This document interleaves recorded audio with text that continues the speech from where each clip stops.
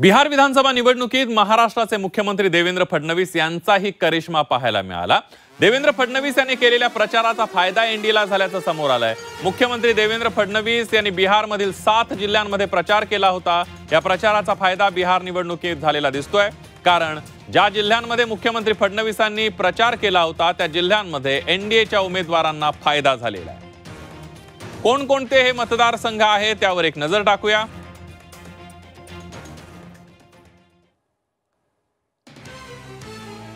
सारणमध्ये 10 पैकी 9 जागा एनडीएच्या निवडून आलेल्या आहेत। सिवानमध्ये मुख्यमंत्र्यांनी प्रचार केला होता, 8 पैकी 6 जागा एनडीएला मिळाल्यात। एनडीए आघाडीवर आहे। पाटणामध्ये 14 पैकी 11 जागांवर एनडीए आघाडीवर असल्याचं पाहायला मिळतंय।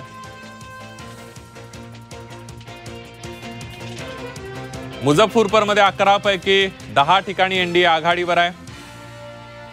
सहरसामध्ये 4 पैकी 3 ठिकाणी एनडीएचे उमेदवार आघाडीवर आहेत।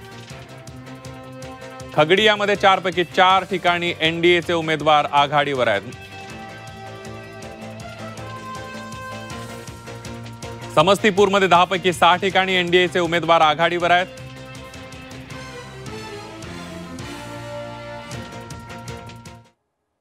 निश्चितपणे हे लक्षात येत होतं की खूप चांगल्या परिस्थितीमध्ये एनडीए आहे, कारण बिहारमध्ये मागच्या निवडणुकीत मी स्वतः प्रभारी होतो आणि त्यावेळेस काही प्रमाणात जी काही अँटी इन्कम्बन्सी दिसत होती ती यावेळी कुठेही दिसली नाही।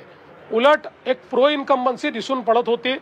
आपल्यापैकी काही पत्रकार मला बिहारमध्ये भेटले होते, त्यांनाही मी त्यावेळेस हे सांगितलं होतं की मला मागच्या वेळेस अँटी इन्कम्बन्सी काही प्रमाणात दिसत होती, पण यावेळेस प्रो इन्कम्बन्सी दिसते आहे आणि अक्षरशः त्या प्रो इन्कम्बन्सीचाच आज रिझल्ट आहे।